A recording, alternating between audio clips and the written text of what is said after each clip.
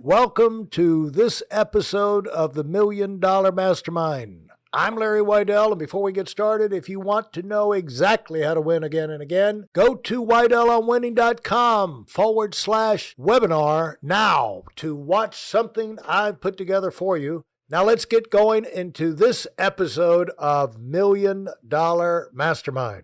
I'm with Katy Milkman, and Katy is a ball of educated energy.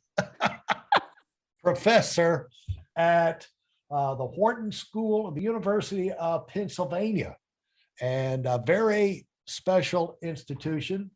And she's got some special research. I'll let her tell you about it. But she's been a TEDx speaker. She's named one of the world's top 40 business school professors under 40.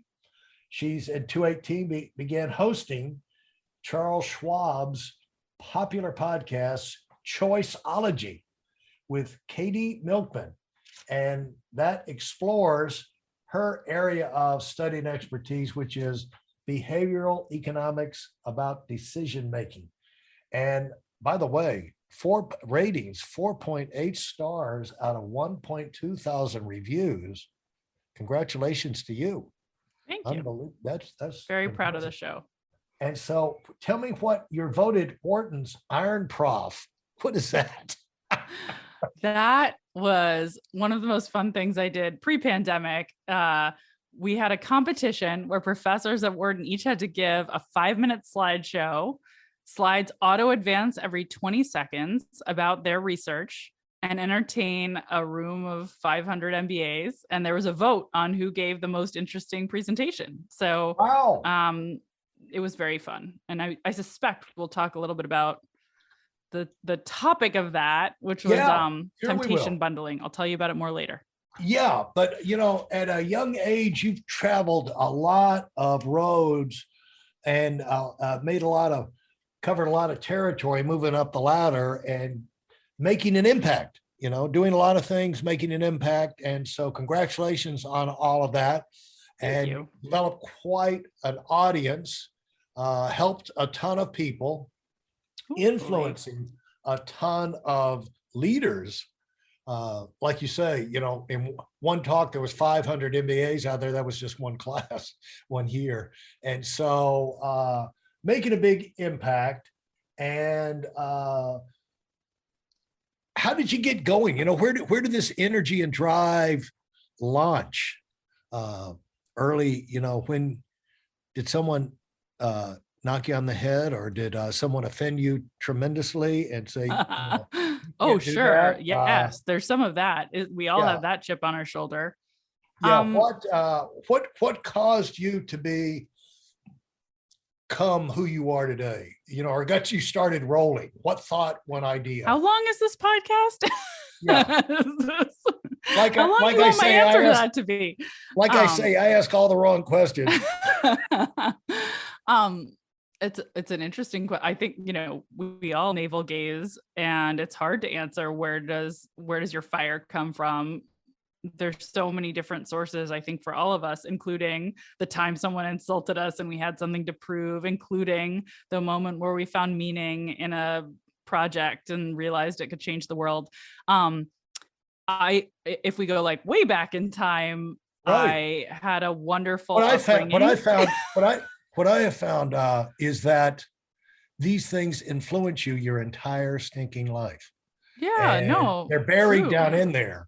And I've got a 5-year-old. I'm worrying about it already. And I'm way on the other end of that thing. And a lot of this stuff, I realized, if that hadn't happened 40 years ago, I wouldn't have done this, or so-and-so hadn't have said that. And so anyway, it's just, if, I don't want to burn your circuits right off the bat, but if anything, the first thing that comes up that was a formative type, I want to do this, I want to go in that direction, I don't want to do this, sure. Those type things. As a undergraduate student at Princeton University, I was required to write a senior thesis, which is an original work of scholarship, had to turn it in order to graduate. And I don't like doing things unless I do them well. So I was very anxious about this, from starting freshman year. What is it going to be? What will be, this monstrous amount of work? Like what will I do that's worthy? And You were a freshman and you were worrying about writing that? oh yes, I have lots of anxiety. That's a whole other thing. But yes, I was thinking ahead, thinking what will how will I do something that's, worthwhile. So I was thinking about a lot for many years. Yeah. I ended up deciding to major in engineering, which was required switching from the College of Arts and Sciences to engineering. Summer school is a big hassle. And becoming an engineer, operations research and financial engineering is my major. But I loved sort of the arts and sciences component too. And I minored in American studies, loved literature. And I had this extra challenge for the thesis. You have to combine your major and your minor. You're required when you do this original work of scholarship. It has to overlapping topics. So, and Princeton, it's not called a minor, it's called a certificate. But anyway, I had to do something that combined American studies and engineering. And I was like, what in the world will I do? And I ended up coming up with an idea that kind of changed my life, I think, and was pretty formative. It was because of a class I took on the American short story, where every class we'd read a short story, we'd come in, we'd analyze the life of the author, and then we'd talk about the fiction. And I thought, that was so much fun, but is there any basis in fact for this deep work we were doing of understanding who the person is who wrote these works of fiction? Maybe that's what I could study for my thesis. I don't think no one had ever explored empirically this relationship. And I decided to do a statistical analysis of fiction. I chose a decade of New Yorker fiction to read hundreds and hundreds of stories, classify, who is the author, where are they from, what's their, gender, race, background, who are the characters in the fiction, who's the protagonist, what's their story, and is there an overlap? Also, do the editors at the New Yorker actually influence the fiction? Because we assume they play some role, but are there changes in what's getting published when we see shifts in the editor that are noticeable? So I did this huge statistical analysis of New Yorker fiction for my I'm already thesis. confused. You're confused. Okay, tell me what's confusing. No, I'm already confused at just forming the idea for this study.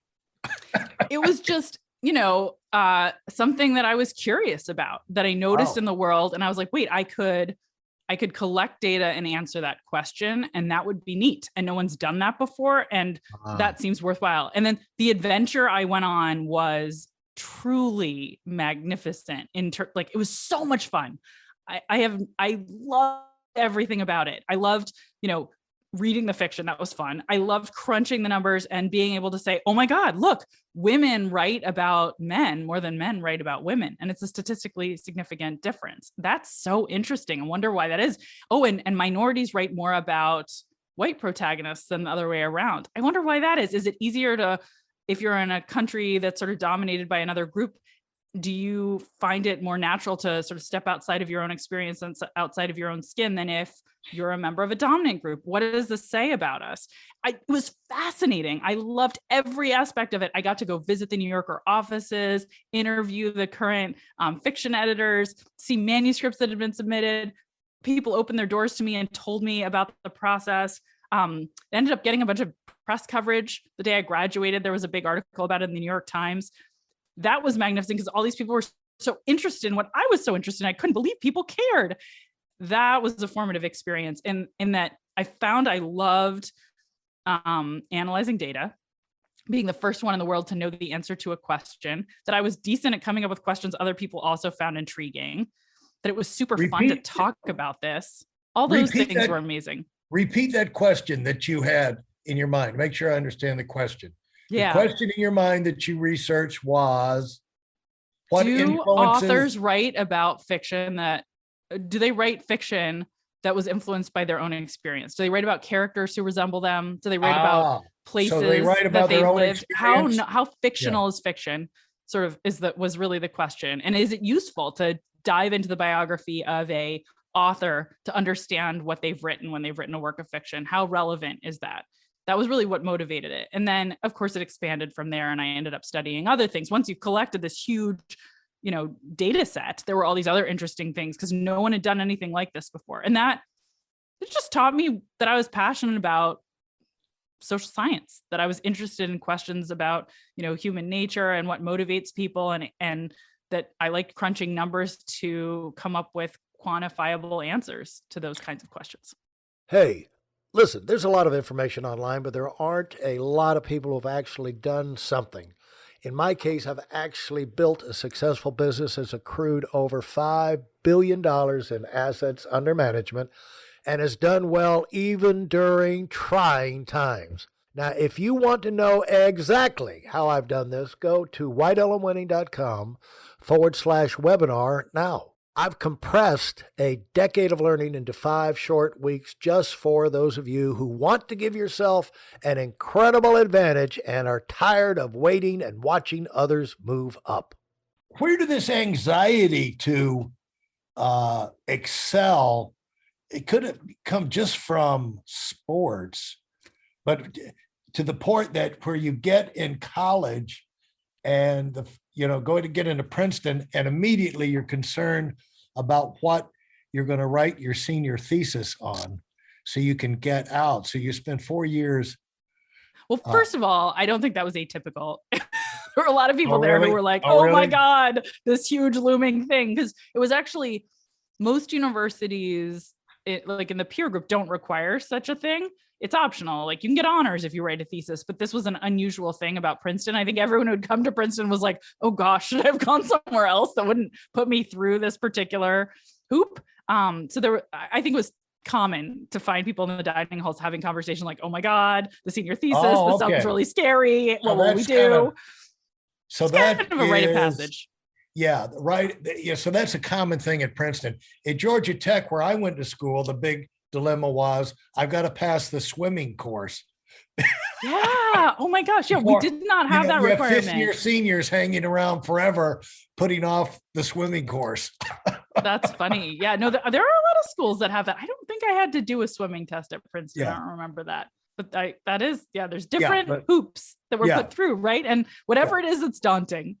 Right. And so from this, why did you think that was valuable? Just, why did it dawn on you that that would be a valuable thing, question to answer?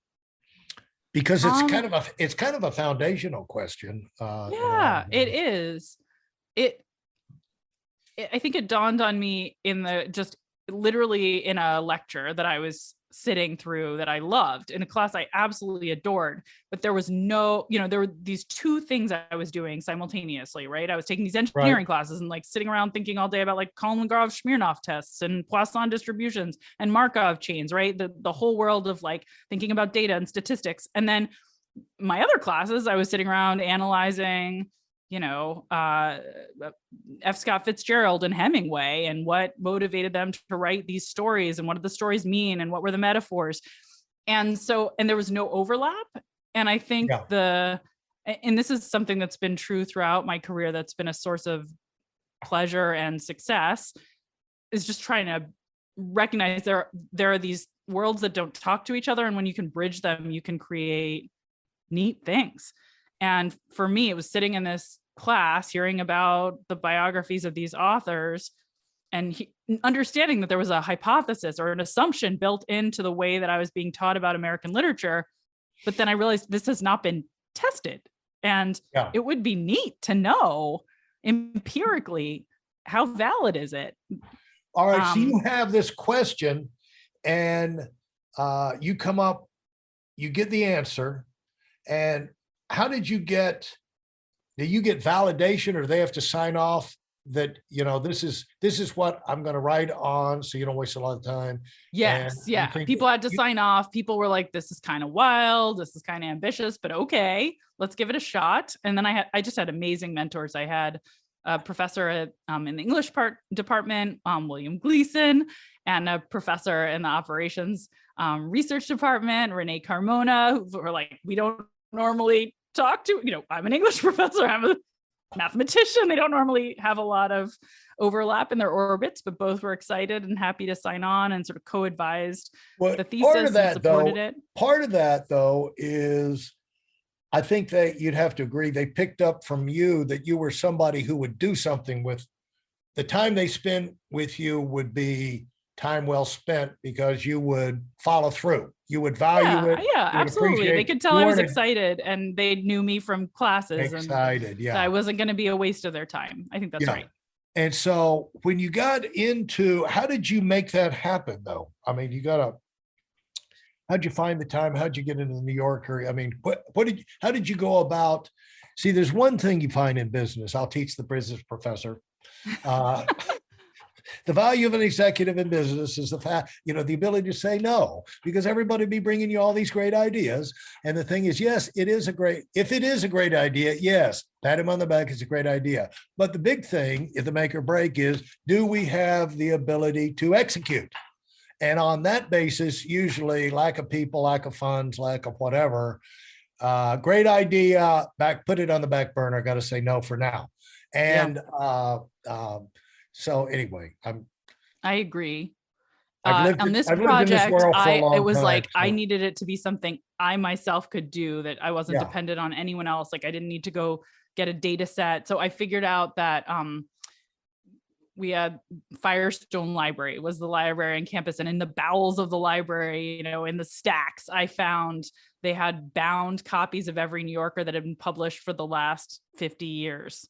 And so I was like, okay, there was nothing digitized at that point. I'm going to have to go check out these massive volumes. I was going to be in California for the summer before my senior thesis, working in San Francisco for an investment bank. I'm like, okay, I'm going to ship these boxes of bound volumes, and I'm going to read a little every night and code the data, and that's how it's going to get done. And then, once I got it all coded up, then I'm going to, then I'll analyze. But it was like, I knew what the steps were. I had a timeline. I knew I had to depend on me, and I could depend on me. I got started early. It was just like plowing through it, and it was fun because reading fiction is fun. And then once I'd done the reading and had the data, the analysis was trivial, right? That the data was the magical part. It was like, run some t-tests, run some correlations, really simple stuff for someone who was used to working with data at all. Getting into the New Yorker was hard. I don't remember how many emails I sent or how many people I bothered, but a lot. Yes. And, it was like a lucky connection. Somebody thought this sounded sort of interesting. So, some friend of a friend of a friend. Guess how many emails and people you contacted? Yes. 25, 30. There you go. Yeah, it's not like, just jackpot on the first attempt. And then, but I had something interesting to say by then, which was also, of course, important. And also, how did you, if it's the same thing, they'll, delete, delete. So you have to make it a little different and little, you have to sneak in a different way. So how did you go? That was a problem. I mean, that was a problem you saw. Yeah. How to break in there. I think it was a weird project, right? To say like, I just read a decade of the fiction you published and analyzed it, and here's what I've learned. And I'd like to come interview you and understand better what the selection process looks like. And because I think that would inform the way I think about this thesis project. That's a weird email to get, right? I'm sure that these people are getting cold emails all the time. Like, hi, please read my story. I would like it if you would publish me in the New Yorker and make my life better. But I don't think they got a lot of emails from undergraduate thesis students who statistically analyze their data. So I think they were pretty interested. Roger Angel, who's still there, he's, sort of been a part of the fiction department for 70 years. He's been there a long time. He saw that he was part of something historic. He knew that, and it was meaningful to him. And then he thought it was neat that somebody was looking at it through this lens and giving him a new perspective. So he was very excited to have me, as I recall, when I visited. It was really fun. A lot of fascinating information and setting it. You're helping me set up the next question I've got for you, but I'm going to save that for the next episode. Thanks so much, Kate, and congratulations on how far you've traveled in a short period of time. And we're going to get in depth on that in our next episode. If you enjoyed what you've heard and are dead serious about finding out for yourself exactly how this works In the real world, I've taken the most valuable business lessons I've learned over 40 years and put them into something for you to watch. Go to whiteelemwinning.com/webinar now in order to move up as fast as possible. I'm Larry Weidel, and I run the $1 Million Mastermind. Go, go, go.